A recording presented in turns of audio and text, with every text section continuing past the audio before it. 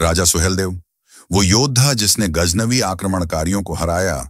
राजा सुहेलदेव इतिहास के धूल में दबा हीरा। भारत के इतिहास में कुछ ऐसे महान योद्धा हैं जिनके पराक्रम की गाथाएं तो अद्वितीय हैं, लेकिन उन्हें उतनी प्रसिद्धि नहीं मिल सकी जितनी मिलनी चाहिए थी। एक ऐसा ही नाम है राजा सुहेलदेव। क्या आप जानते हैं कि जब महमूद गजनवी की सेना भारत में लूटपाट कर रही थी, सोमनाथ जैसे मंदिरों को नष्ट कर रही थी, तब एक भारतीय राजा ने उन्हें करारी शिकस्त दी थी। यह कहानी है राजा सुहेलदेव की, एक ऐसा योद्धा जिसकी तलवार ने विदेशी आक्रमणकारियों के आत्मविश्वास को चकनाचूर कर दिया। 1. राजा सुहेलदेव का परिचय। एक स्वतंत्रता सेनानी से बहुत पहले का रक्षक राजा सुहेलदेव का जन्म 11वीं सदी के पूर्वार्ध में उत्तर भारत के श्रावस्ती, वर्तमान बलरामपुर जिला, उत्तर प्रदेश में हुआ था। वह पसिन राजपूत वंश से थे। उनकी वीरता, नेतृत्व क्षमता और राष्ट्रभक्ति ने उन्हें अपने समय के सबसे शक्तिशाली और निडर राजाओं में से एक बना दिया। जहां देश के कई हिस्सों में विदेशी आक्रमणकारियों के सामने राजा घुटने टेक रहे थे, वहीं सुहेलदेव ने भारतीय संस्कृति, परंपरा और धर्म की रक्षा के लिए तलवार उठाई। 2. महमूद गजनवी और गाजी सैयद सालार मसूद की आक्रामक रणनीति। महमूद गजनवी अफगानिस्तान से आया वह लुटेरा जिसने भारत पर 17 बार आक्रमण किए।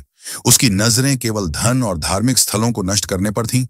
उसके अभियान का हिस्सा था एक और व्यक्ति, गाजी सैयद सालार मसूद। मसूद गजनवी का भांजा था और एक कट्टर इस्लामी सेनापति।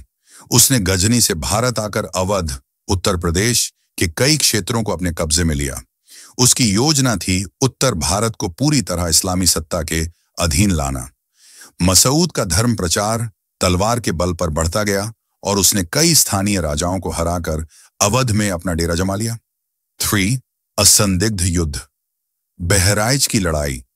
इतिहास का अनसुना मोड़।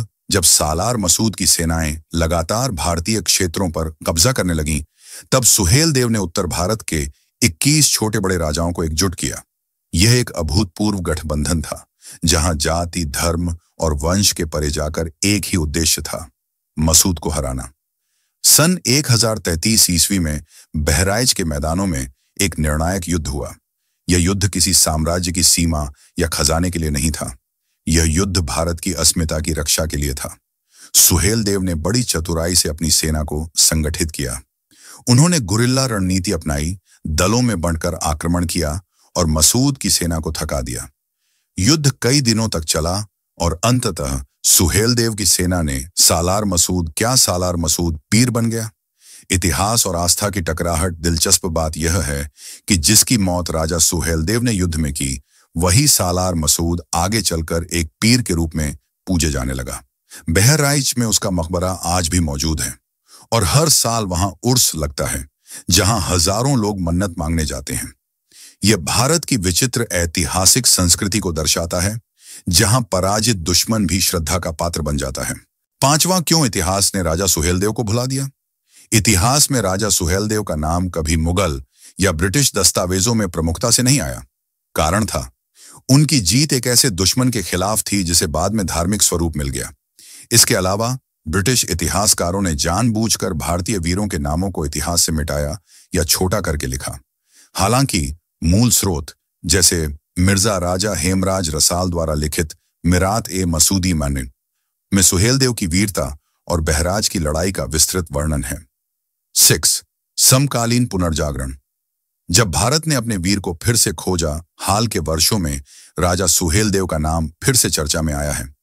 सरकारों ने उनकी प्रतिमाएं स्थापित की हैं, रेलवे स्टेशनों का नाम उनके नाम पर रखा गया है और उनके जीवन पर आधारित कथाएं और पुस्तकें प्रकाशित हुई हैं।